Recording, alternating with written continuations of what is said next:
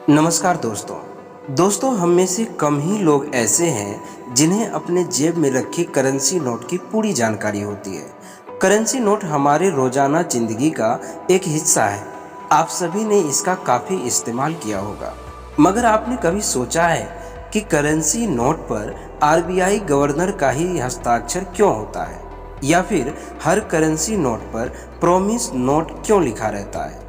ये सवाल कई बार यूपीएससी के इंटरव्यू में भी पूछा जा चुका है। आखिर इस प्रॉमिस नोट का मतलब क्या होता है?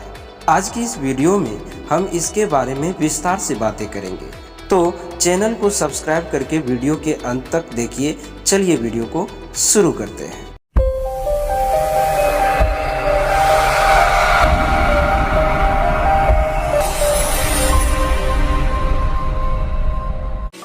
जैसा कि हम सब जानते हैं, करेंसी नोट हमारी आम जिंदगी का एक हिस्सा है। डिजिटल पेमेंट के इस दौर में जहां हर छोटी से बड़ी रकम की भुगतान हम लोग डिजिटली करते हैं, फिर भी यह करेंसी नोट को प्रभावित नहीं कर पाई है। हम कितना भी डिजिटल पेमेंट का उपयोग करें, परंतु हमें करेंसी नोटों की ज़रूरत पड़ ही जाती है। अभी भी बहुत से लोग ऐसे हैं जो डिजिटल पेमेंट करने से डरते हैं और डिजिटल पेमेंट के झंझट से बचने के लिए करेंसी नोटों का उपयोग करते हैं। 1 रुपये से लेकर 2000 रुपये तक की हर करेंसी नोट की अपनी पहचान, खासियत और कीमत होती है। आपने अक्सर नोटों पर लिखा देखा होगा कि मैं धारक को X रुपये अदा करने का वचन देता हूँ। X की जगह पर जितने रुपये की नोट होती है उतना लिखा होता है, लेकिन हर नोट पर ऐसा लिखने का क्या मतलब होता है? आपकी जानकारी के लिए बता दूं, हिल्टन यंग कमीशन की रिपोर्ट के बाद केंद्रीय विधानसभा में भारतीय रिजर्व बैंक एक्ट 1934 पास हुआ था। इसके बाद ही 1 अप्रैल 1935 को भारतीय रिजर्व बैंक यानी कि आरबीआई अस्तित्व में आया। इसी एक्ट के तहत आरबीआई को देश में करेंसी नोट प्रबंधन की जिम्मेदारी दी गई। आरबीआई एक्ट 1934 के सेक्शन 22 के तहत आरबीआई को करेंसी नोट जारी करने का अधिकार मिलता है, जबकि 1935 से पहले भारत सरकार ही नोटों की छपाई करती थी। भारत में करेंसी नोटों की छपाई मिनिमम रिजर्व सिस्टम के तहत होती है। यह व्यवस्था 1957 से लागू है। इसके तहत आरबीआई को हर समय कम से कम 200 करोड़ रुपए की संपत्ति अपने पास रखनी होती है, जिसमें 115 करोड़ रुपए गोल्ड के रूप में और 85 करोड़ रुपए विदेशी करेंसी के रूप में रखना होता है। इतनी संपत्ति अपने पास रखने के बाद आरबीआई के पास अर्थव्यवस्था में जरूरत के हिसाब से नोटों की छपाई करने का अधिकार होता है।